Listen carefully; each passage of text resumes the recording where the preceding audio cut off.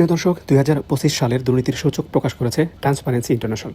এই রিপোর্ট বলছে 2025 সালে বিশ্বের 182টি দেশের মধ্যে 100 পয়েন্টে 89 পয়েন্ট নিয়ে সবচেয়ে দুর্নীতিমুক্ত দেশের শীর্ষস্থান দখল করেছে ডেনমার্ক, এবং এটা তাদের অবস্থান টানা অষ্টমবারের মতো। দ্বিতীয় এবং তৃতীয় স্থানে রয়েছে ফিনল্যান্ড এবং সিঙ্গাপুর। অন্যদিকে 100-এর মধ্যে 9 পয়েন্ট নিয়ে দুর্নীতিগ্রস্ত দেশের শীর্ষস্থান অর্থাৎ দুর্নীতির চ্যাম্পিয়ন অবস্থান দখল করেছে দক্ষিণ সুদান। বাংলাদেশ 24 পয়েন্ট নিয়ে দুর্নীতি সূচকে নিচের দিক থেকে 13তম অবস্থানে রয়েছে এবছরে, অর্থাৎ দুর্নীতিগ্রস্ত দিক থেকে 13তম অবস্থান বাংলাদেশ। আসুন আমরা একটু জানার চেষ্টা করি ডেনমার্ক কীভাবে দুর্নীতিমুক্ত হলো, আর বাংলাদেশ কীভাবে তাদের দুর্নীতিগ্রস্ত দেশের তালিকায় এক সময় শীর্ষস্থান দখল করেছিল, এখন তারা বর্তমানে 13তম অবস্থানে থাকলো কেন, এবং কেন এই দুইটা দেশের মধ্যে এত বিশাল পার্থক্য, মানুষের জীবনযাপন বা আচার ব্যবহারে কী পার্থক্য রয়েছে এই দুইটা দেশের। আমি যেহেতু গত প্রায় 2 বছর ধরে পরিবার নিয়ে ডেনমার্কে অবস্থান করছি এবং ছোটোবেলা থেকেই বাংলাদেশে বড় হয়েছি, সো আজকের এই ভিডিওতে চেষ্টা করব এই দুইটা দেশের কিছু পার্থক্য আপনাদের সামনে তুলে ধরার জন্য। আমরা যদি বাংলাদেশের কথা চিন্তা করি, দুর্নীতিগ্রস্ত কেন এই দেশটি হয়, ট্রান্সপারেন্সি ইন্টারন্যাশনাল বাংলাদেশের রিপোর্ট পর্যালোচনা করলে দেখা যায় তার কয়েকটি শীর্ষ সেক্টর রয়েছে যেগুলোতে দুর্নীতিগ্রস্ত। তার মধ্যে সর্বপ্রথম থাকে হচ্ছে পুলিশ বা আইন শৃঙ্খলা বাহিনী।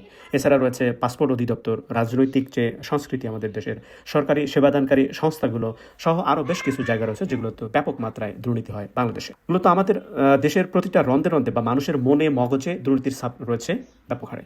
অর্থাৎ ব্যক্তি হিসেবে আমরা যে চিন্তাধারা করি, আমি নিজে একটু বড়লোক হব, কীভাবে ক্ষমতাসীন হওয়া যায়, আমার ভবিষ্যৎ প্রজন্ম কীভাবে সম্পদশালী করা যায়, কীভাবে ক্ষমতার প্র্যাকটিস বা অপব্যবহার করা যায়, এই বিষয়গুলো বাংলাদেশে প্রতিটা মানুষের মধ্যে একটু খুব বেশি কাজ করে। তবে এটা সবাই না, অনেক ভালো মানুষও বাংলাদেশে রয়েছে, যার কারণে আমরা চেষ্টা করি অনেক সময় প্রচুর ধন সম্পদ অর্জন করার জন্য, সেটা বৈধ পথে, অনেক সময় আবার অবৈধ পথে, বাড়ি গাড়ি করার জন্য, উন্নত চিকিৎসার খরচ মেটানোর ব্যবস্থা করা, ভবিষ্যৎ প্রজন্মের জন্য কিছু রেখে যাওয়ার চেষ্টা করা। তাছাড়া নিয়োগ বাণিজ্য, পুলিশের কাছে সেবা নিতে গিয়ে বিভিন্ন জায়গায় জায়গায় ঘুষ বা উৎকোচ দেওয়া, বিশেষ করে পুলিশ ক্লিয়ারেন্স সার্টিফিকেট, থানায় কোনো সহযোগিতা নিতে গেলে, অন্যদিকে পাসপোর্ট করতে গেলে পাসপোর্ট ভেরিফিকেশন, যদিও এখন এটা বন্ধ রয়েছে। এছাড়া সরকারি অফিসের ফাইল অথবা রাজুকের প্ল্যান বাস্তবায়ন সহ বিভিন্ন জায়গাগুলোতে মোটা দাগে দুর্নীতির ঘটনা ঘটতে থাকে বাংলাদেশে। তাছাড়া চিকিৎসা নিতেও বাংলাদেশের মানুষের একটা বড় ধরনের ব্যয় করতে হয়। আমরা যদি একটু ঠিক ডেনমার্কের দিকে চিত্রটা দেখি ডেনমার্কের, তাহলে ঠিক এর উল্টোটা। অর্থাৎ এখানে একজন মানুষ এই দেশের নিয়ম অনুযায়ী চাইলেই একটার বেশি তার এক নামে বাড়ি বা ফ্ল্যাটের মালিক হতে তারা পারেন না।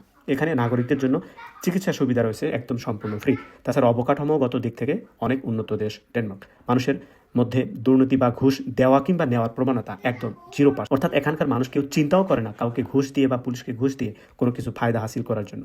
তাছাড়া নাগরিকরা অবসর জীবনে গেলে, অর্থাৎ 67 বছরের পরে প্রত্যেকটা নাগরিক সরকার থেকে প্রতি মাসে একটা পেনশন পান, যেটা বাংলাদেশি টাকায় প্রায় ইনকাম ভেদে 3.5 লাখ থেকে শুরু করে 4 থেকে 4.5 লাখ টাকা পর্যন্ত প্রতি মাসে পেয়ে থাকেন।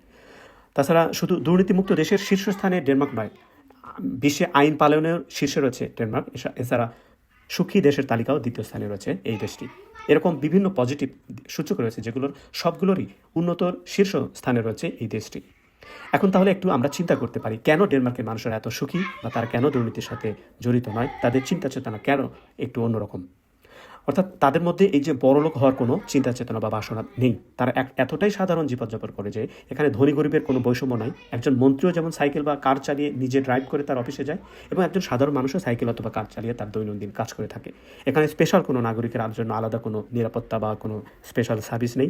কোনো জিনিস হারিয়ে গেল, খুব মূল্যবানও যদি হয়, সেটা খুব মুহূর্তে এখানকার মানুষরা ফেরত পায়। রাজনৈতিক কোনো হানাহানি বা দুর্নীতি এখানে নেই, এবং এদের ব্যবহারিকরা, ড্যানিশদের ব্যবহারটা চমৎকার, অমায়িক। অর্থাৎ এমন ব্যক্তি জীবন এবং তাদের আদর্শই ডেনমার্ককে নিয়ে গেছে বিশ্বের শীর্ষস্থানে। এবং আমাদের রাজনৈতিক খারাপ কালচার, উচ্চ অভিলাষ এবং দুর্নীতিগ্রস্ত চিন্তাধারায় বাংলাদেশের মানুষকে নিয়ে গেছে নিচে থেকে নিচুতর জায়গায়, যার কারণে ডেনমার্ক আজ দুর্নীতি মুক্ত দেশের শীর্ষস্থান, আর বাংলাদেশ দুর্নীতিগ্রস্ত দেশের অনেকটাই শীর্ষস্থানের দিকে। মূলত আজকের এই ভিডিও বানানোর প্রধান এবং একমাত্র উদ্দেশ্য হচ্ছে এই দুইটি দেশের তুলনা চিত্র তুলে ধরার একমাত্র উদ্দেশ্য হচ্ছে আসুন আমরা নিজেদেরকে পরিবর্তন করি, আমরা বাংলাদেশকে সুন্দর করে সাজাই। তা যদি আমি নিজেকেই প্রথমে শুধরাতে পারি, তাহলে একদিন হয়তো বা বাংলাদেশও আরও ভালো পজিশনে যাবে। সেই প্রত্যাশা রেখেই শেষ করছি আজকের মতো। সবাই ভালো থাকবেন।